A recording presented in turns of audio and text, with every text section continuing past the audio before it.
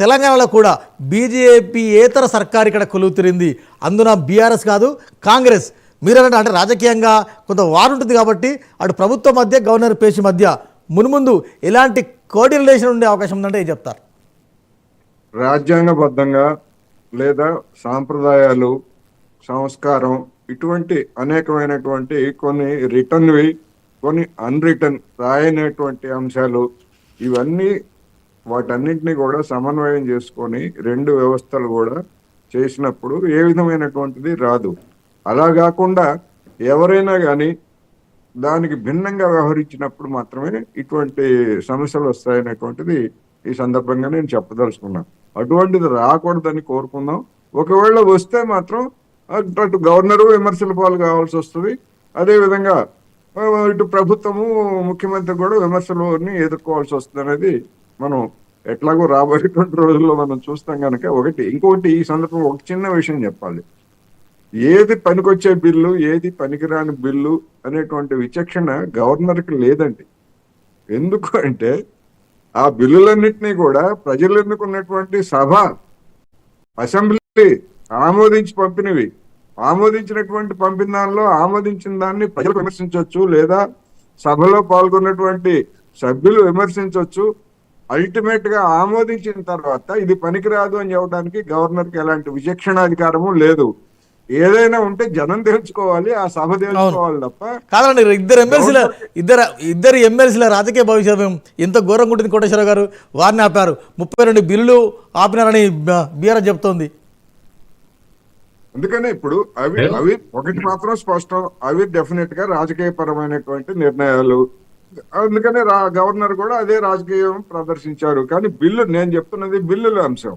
బిల్లులు అనేటువంటి ఒకసారి శాసనసభ ఆమోదించిన తర్వాత మంచిగా చెడు అనేటువంటి దాంతో నిమిత్తం లేదు. వాటిని ఆమోదించడం మినహా మరొక మార్గం. ఇప్పుడు వెంకట గారు ఇప్పుడు రాజ్యాంగ పరంగా గవర్నర్ వ్యవస్థ పటిష్టమైనది. Governor head of the state ఉన్నప్పటికీ, ప్రోటోకాల్ ఉన్నప్పటికీ కూడా ఇందాక చెప్పినట్టు ప్రభుత్వ పరంగా అసెంబ్లీలో అన్ని పార్టీలు ఉంటాయి.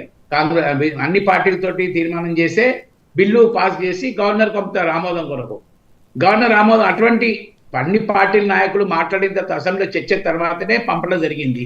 ఒకసారి కాదు 3 సార్లు పంపినా కూడా ఖచ్చితంగా చేయాలి. ఓకే, చేయలేదు. ఒకటి 2 లాస్ట్ ఎమ్మెల్సీ ఎలక్షన్ లో కూడా వాళ్ళకు ఉన్న మొత్తం చరిత్ర, ఎన్జిఓ ఆర్గనైజేషన్ ఏం చేశారు, వీకర్ సెక్షన్స్ వాళ్ళు, సత్యనారాయణ గారు కానీ, దాసోత్సవం గారు, వీకర్ సెక్షన్స్ వాళ్ళు చేసిన సేవ కూడా రాశారు. అట్లాంటి ఇప్పుడు ఇతర రాష్ట్రాల్లో ఎమ్మెల్సీలు అవుతున్నారు పార్టీ పరంగా వాళ్ళు బీజేపీ. ఇప్పుడు అందుకు తమిళసాయి గారు ఉన్నారండి. ఇప్పుడు ఇందాక వాసుదేవ్ గారు చెప్పినట్టు ఆ బీజేపీ పార్టీ ఎలివేషన్ ఇచ్చిందా లేదా గవర్నర్ గా?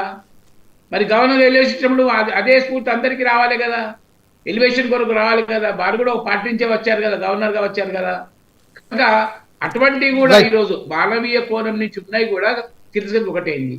2 సీఎల్కి సంబంధం లేకుండా, ఒకే ముఖ్యమంత్రి పేరు సంబంధం లేకుండా గాంధీ హాస్పిటల్ కు డైరెక్ట్ గా పోవటము, క్రిటిసైజ్ చేయటము.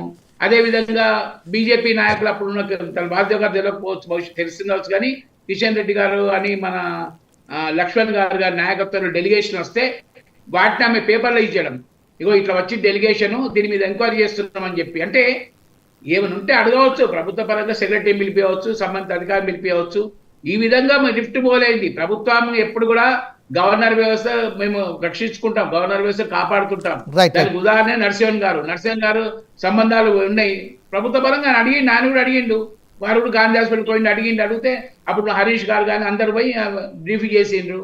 ఏదైనా గవర్నర్ అడగవచ్చు, వివరాలు అడగవచ్చు, కానీ వివరాలు చెప్పినప్పటికీ కూడా క్లియర్ కాకపోవడమే ఈ రోజు ఆ గ్యాప్ పడడానికి కారణం. ఈ రోజు కాంగ్రెస్ తెలిపినట్టున్నా కాంగ్రెస్ వాళ్ళని కూడా అదే పరిస్థితి. ఎందుకంటే మేమంటే ఒక ప్రాంతీయ పార్టీ, బీఆర్ జాతీయ పార్టీ. ఇప్పుడు కాంగ్రెస్ కు బీజేపీకి మరి కాంగ్రెస్ ముక్తి భారత్ అని అంటున్నారు కనుక మరి ఇంకా మీరు జాగ్రత్తగా ఉండాల్సిన అవసరం ఉన్నది. ఈ రోజు గవర్నర్ వ్యవస్థ విషయంలో కానీ, కేంద్రం నుంచి వచ్చే పైసల విషయంలో కానీ, 65,000 కోట్లు 6 గ్యారెంటీ విషయంలో కానీ ఖచ్చితంగా ఇంకా మీరు గ్యారెంటీగా ఉండాలని అవసరం ఉన్నది.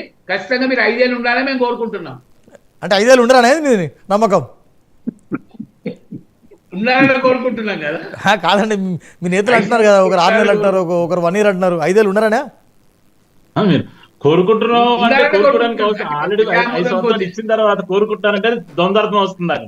ఎస్ దిలీప్ గారు చారి గారు చాలా సూటిగా చెప్పినారు, జాగ్రత్తగా ఉండండి సుమా, అసలే కాంగ్రెస్ బీజేపీ వైరుపక్షం, అందులో గవర్నర్, ఏం చెప్తారు? అయితే ఒకటి, వారు 5 ఏళ్ళు ఉండాలని ఆకాంక్షించారు పెద్దలు, వారి ఆశీర్వాదానికి చాలా కృతజ్ఞతలు. అయితే నేనేమంటున్నానంటే, గవర్నర్ ఖచ్చితంగా మీరు అన్నట్టుగా బీజేపీ డబుల్ ఇంజన్ సర్కార్ ఏం కాదు కదా ఇది, కేంద్రంలో ఉన్నదే ఇక్కడ లేదు, ఇక్కడ కాంగ్రెస్ ఉంది. కాబట్టి సహజంగా కూడా వాళ్ళు చేసిన తప్పులు మేము చేయకపోతే గవర్నర్తో మాకేం వైరుధ్యం రాదు. మొదటి నుంచి కూడా మనం ఇంతకుముందు చెప్తున్నది ఏంటంటే, మహిళగా గౌరవించలేదు, గవర్నర్ గౌరవించలేదు, ఆమె రాజకీయంగా వచ్చిన బ్యాక్గ్రౌండే చూస్తారు తప్ప ఆమె ఆల్రెడీ గవర్నర్ అయింది, మనందరికీ గవర్నర్ అనే విషయంలో వాడు ఏదో కారణం చేత వాళ్ళిద్దరికి తేడా వచ్చింది, మనకు కూడా తెలియదు. అటువంటి అవకాశం ఉంటుందని అనుకోను. ఖచ్చితంగా మేము మంచి సంబంధాలే గవర్నర్తో